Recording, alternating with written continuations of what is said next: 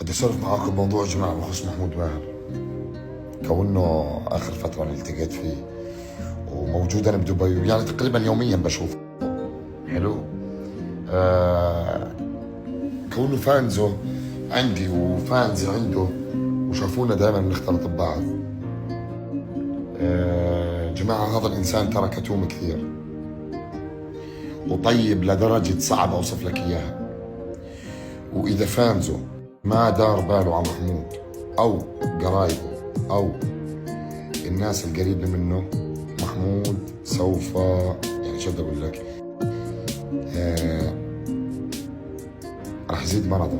لانه محمود قاعد كل يوم بعد يوم بروح على المستشفى، كل يوم بعد يوم تعبان، كل يوم بعد يوم مريض، كل يوم بعد يوم ضيقة بصدره، ضيقة بصدره، ضيقة بصدره.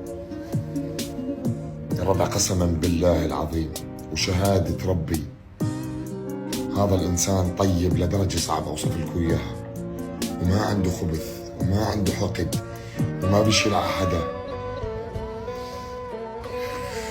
سبحان الله، يعني دائما ما باكلها غير الطيب وما بقع فيها غير الإنسان الكويس.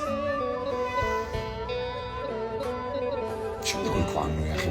مستحيل أوصف لكم الشعور، لأن أنا قاعد معاه، يعني فاهم أنت شو موجود معاه، فاهم؟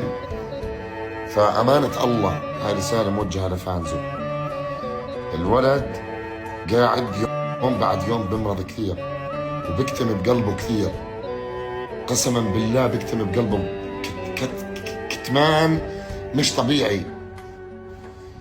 ديروا بالكم عليه وبس. الزلمة ما عنده خبث ولا عنده لآمة ولا عنده حقارة زي ما ولا عنده اشي. يا زلمة طيب طيب، زي سماهم في وجوههم يا ربي، والله العظيم سماهم في وجوههم.